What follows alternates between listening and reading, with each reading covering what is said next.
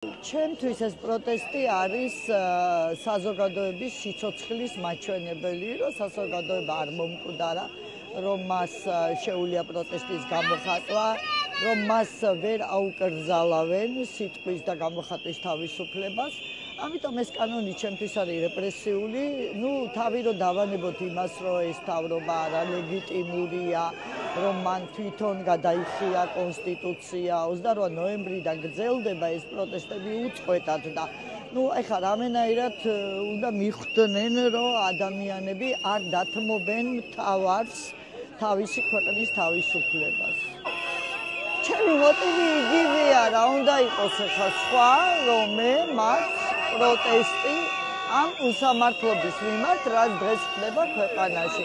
ამ დრაკონული კანონების, ამ რაღაც რეპრესიების მიმართ. ამიტომ დგავარ რა.